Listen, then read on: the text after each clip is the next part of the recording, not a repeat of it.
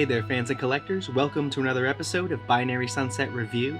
I am Mike, and today we're continuing our dive into the newest vintage collection line with K2S0 from Rogue One. Let's go. Did you know that wasn't me? Before I begin, I'd like to remind everyone to hit the subscribe button below. It really helps support the channel, and it lets you stay in the know for the best Star Wars news and reviews as soon as I make them. This character was an instant fan favorite, and he was part of the fabled Rogue One crew which stole the Death Star plans and successfully transmitted them to the Rebel Alliance, kicking off the start of the Star Wars saga. The front of the box is particularly nice. The image they chose is not the first image we see of K2SO in the film, but it is when he is actually introduced to Jin and to kind of the viewer. So it's a really nice image, a nice grab. It's HD rendered. It does have the classic vintage collection look to it, which is very attractive. We have the silver piping around the outside, the Star Wars logo with Rogue One in the center at the very top, the Kenner logo at the bottom, and the color scheme they've chosen to have behind him is this nice green olive, which we've seen before, and I particularly like with dark shaded figures because it makes them pop and it makes you really see the detail in packaging.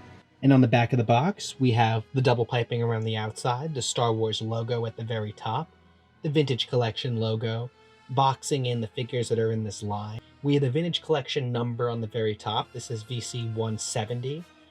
And the rest is legal nonsense, except for the Hasbro and Disney logo at the very bottom. Here we have the famous pair and stars of the new Disney Plus series together finally in their own Vintage Collection card backs. The same shade of olive that they used for K2SO, they also used for Cassian Andor. And this green shade is even further exemplified by Chiro Inouye. The Vintage Collection figure of him is also going to have this same green olive shade. First impressions are how happy I am to see this pair together and how happy I am to have this figure in the Vintage Collection quality. The weathering and the battle damage and wear on his model really brings out the pretty monotone and flat black-gray color scheme. K2SO is voiced by Alan Tudyk in the movie, and he's one of my favorite sci-fi actors, and this instantly became one of my favorite droids in the Star Wars universe. He is a reprogrammed Imperial droid who has been repurposed to be a rebel and to fight alongside Cassian Andor. And he's just very snappy, really funny, and also a pretty tough dude because he meets his end like most of the Rogue One crew stealing the Death Star plans, but he does so after taking out many stormtroopers with the famed pistol that he comes with in this figure. There are tons of reasons to invest in the Vintage Collection line, the card backs, the painting and detail, but one of the things that's not as hype but really is amazing in this entire line of figures is the articulation, and K2SO is no exception to this. Now, the joints in all Vintage Collection figures are wonderfully stiff when you first get them out of the package. This is something that's special with Hasbro figures, is kind of breaking the joints in.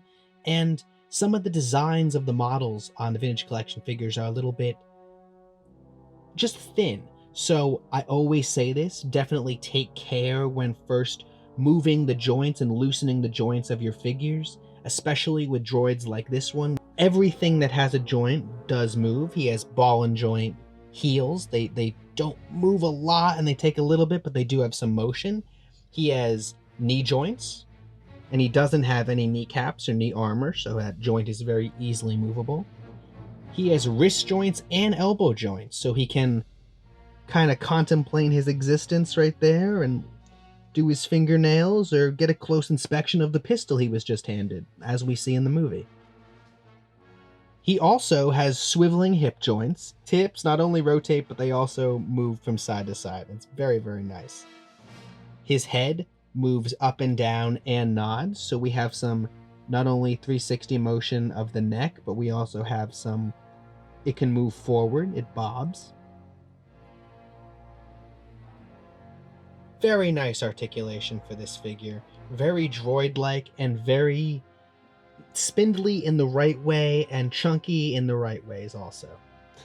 Now, because you can kind of see that he's a top-heavy kind of figure and his chest is very broad and his legs are very skinny, I will say that this figure does take a couple extra minutes to stand, but he is able to be positioned and stands very well. But because his legs are a little bit flimsy, he does have a tendency to fall to his side. So you do need a little bit of extra care in standing him, but that's what makes him special, and it makes him all the more droid-like. K2S0 comes with one accessory, and that is the pistol that Jin gifts him at the end of Rogue One when they part. And it's a particularly touching moment and a weapon that he is very well at using as he levels a whole platoon of stormtroopers defending Jin and Cassian as they steal the plans. So an important moment that is represented in this figure and an important tool that he uses to dispatch stormtroopers towards the end and when he meets his end.